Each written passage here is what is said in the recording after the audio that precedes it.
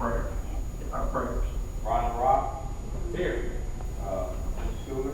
Got it. Mr. Thompson. Here. Mr. West. Here.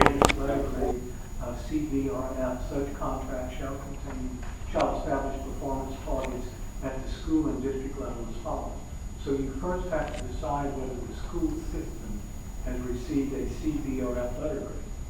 And it's my understanding that the latest performance scores indicate we're a B school system, not a CBRF.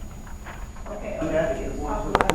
We are now a B, we're a B district and either have to have these performance objectives. May I break down your question in two parts? Okay. Objectives versus targets. State law has for years required performance objectives in your contracts with your superintendent. Your 2008 contract had general objectives. So that has not changed, and Act 1 did not change that. There is no trigger of CBRF schools with respect to the requirement for performance objectives. So this board must still have a contract with the superintendent that contains performance objectives. With respect to targets, however, state law does not require that a B school system have targets. Okay, well that, Ms. Valley, is that correct, Mr. Beckman? We'll have a motion on the floor, and then you will speak, and then we will continue. Thank you. Okay, well, let me withdraw my motion because it seems to be getting confusing here. Oh, okay, Mr. Berlin. Bill Ford, correct me if I interpreted what you said wrong, but you're saying that we don't have to have the targets, but there's nothing about today's ruling or anything else that would prevent us from having those targets. My question to you is, do you have a date for when this new system became a B system? I don't have that date, but I think it was in October. I think what happened, though, if you'll recall, there was some concern about negotiating early. So people agreed to put off the negotiations with respect to targets and the like, until the school system received the performance scores, and there was some guidance from the state. School system received.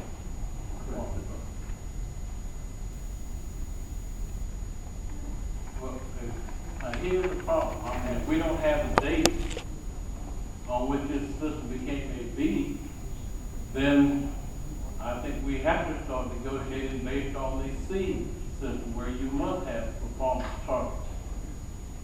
You raise a good issue, but I don't agree that the use of the term negotiated or renegotiated means simply talking about where you are in the contract. Negotiation, for example, can mean cashing a check. Negotiation has different meanings, so legally what you think of in terms of negotiation may not be the meaning that's attributed to this particular statute. I think the intent of this statute was to address contracts that were effective after the July 1, 2012 date. Okay? And if a contract at the time it becomes effective deals with a B school system, I don't think that you have to meet all the requisites. There is no contract that has been completed. You did not even begin addressing performance targets until long after July 1 and probably after the October date that I'm familiar with. Okay, we have several seconds. All right, we have a motion and a second. I think at this point, and I have several board members who still would like to speak, but shall we go to the audience and you have Ms. a Lawrence? second. So it's already been established that you want to accept the contract. Although in the contract, they have conflicting information. One of the things is that it states that you have 90 days for a subsequent contract. And in Act 1, it says 30 days. So did any one of you read the contract? The other thing is that many of you don't have failing schools. But the failing schools are in the predominantly African American community. We have 15 failing schools of the 6,000 children that are in that failing school, 5,000 are African American. And you're telling me, or you're telling the public that the criteria or the performance objective, which Mrs. Savoy said has to be measurable. When you look at these objectives, how are you measuring them? They're not measurable. Go back and look at them. How do you measure it? And then we got the contract late today.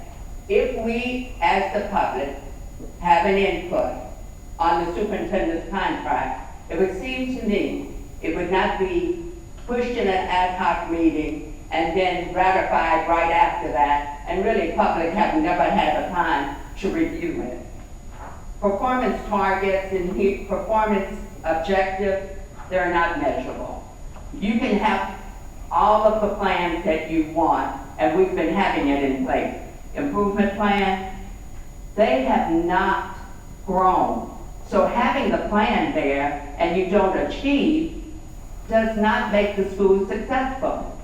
So we are going back to hiring a superintendent, and it does say when you pick a superintendent, it should have the interest. Let me go back to Act 1. When choosing local superintendent of schools, each board shall select a leader who shall prioritize student achievement and act in the best interest of the student enrolled in the school under the board's jurisdiction. Well, we have 15 schools that are D's and F's. And if you're saying that your targets in here and your performance are not getting these schools to where they need to be, and you are satisfied that these children are failing, and you're not putting anything in this contract that will grow the children. We've been having the same thing over and over again. The schools have not grown.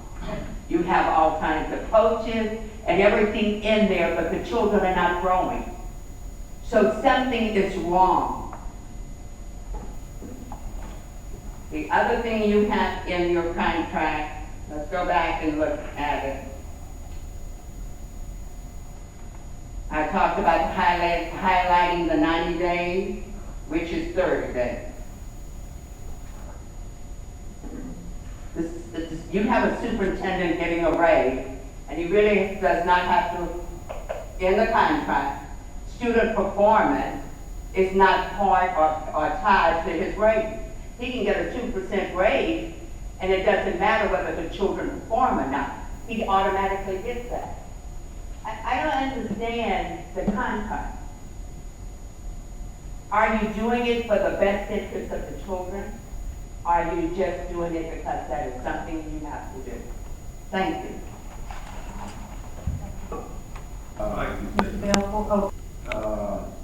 You know, we're sitting here tonight and making, trying to make a decision on something that is unknown. Because of Act 1, Act 1 is gonna do away with all this, a lot of this stuff, and the school board will have, I believe, will have a lot of power again.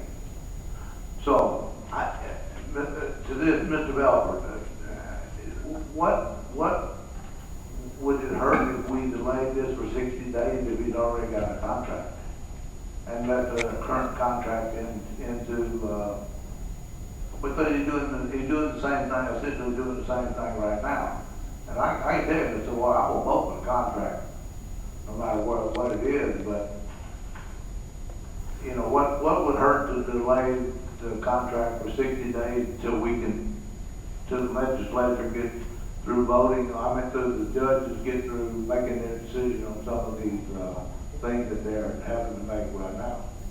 What would that hurt? Excuse me, would you explain exactly what we're voting on? Just extend the contract for 90 days. This is for the substitute motion that Mr. Schooler made to wait it for 90 days.